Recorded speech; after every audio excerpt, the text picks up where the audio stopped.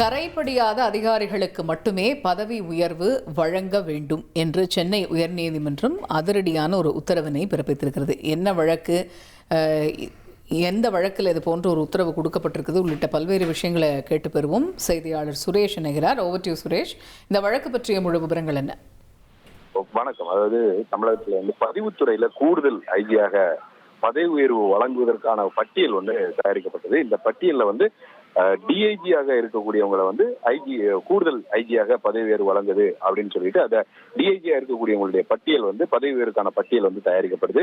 இந்த பட்டியலில் இடம்பெற்றிருந்த டிஐஜி ஆனந்த் என்பவருக்கு எதிராக ஒரு ஊழல் குற்றச்சாட்டு எழுந்ததுனால அவருக்கு எதிராக துறை ரீதியான நடவடிக்கை எடுக்கப்பட்டது. அதன் தொடர்ச்சியாக அவருக்கு பதவி உயர்வு என்பது வழங்கப்படலை. இதை எதிர்த்து ஆனந்த் தரப்புல உயர்நீதிமன்றத்துல ஒரு வழக்கு தாக்கல் செஞ்சிருந்தாரு. அந்த வழக்கை விசாரித்த தனி நீதிபதி துறை ரீதியான நடவடிக்கைக்கு முன்னாடியே அவங்க தயாரிக்கப்பட்ட அந்த பதவி உயர்வு பட்டியலின் அடிப்படையில அவர் அதில் பேர் இருந்த காரணத்தினால ஆனந்துக்கு பதவி உயர்வு வழங்கணும் என்று நீதிபதி உத்தரவு போடுறாரு. இந்த தனி நீதிபதி உத்தரவை எதிர்த்து தமிழக அரசு உயர்நீதிமன்றத்துல மேல்முறையீடு செஞ்சிருந்தாங்க. இந்த மேல்முறையீட்டு வழக்கை நீதிபதிகள் எஸ்.எம். சுப்பிரமணியம் மற்றும் என் செந்தில்குமார் அடங்கிய அமர்வு விசாரித்தாங்க. இந்த வழக்கை விசாரித்த நீதிபதிகள் தங்களுடைய தீர்ப்புல என்ன சொல்றாங்கன்னா, பதவி உயர்வுக்கான பட்டியல்ல பெயர் இடம்பெற்றிருந்தது என்பதற்காக பதவி உயர்வு வழங்க வேண்டும் என்பதை உரிமையாக கேட்க முடியாது என்று சொல்லி தனி நீதிபதியோட உத்தரவை ரத்து பண்ணி நீதிபதிகள் உத்தரவிட்டிருக்காங்க.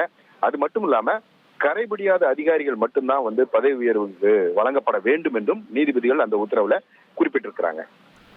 விரிவான விவரங்களுக்கு நன்றி சுரேஷ். இனி செல்லும் இடமெல்லாம் செய்தி.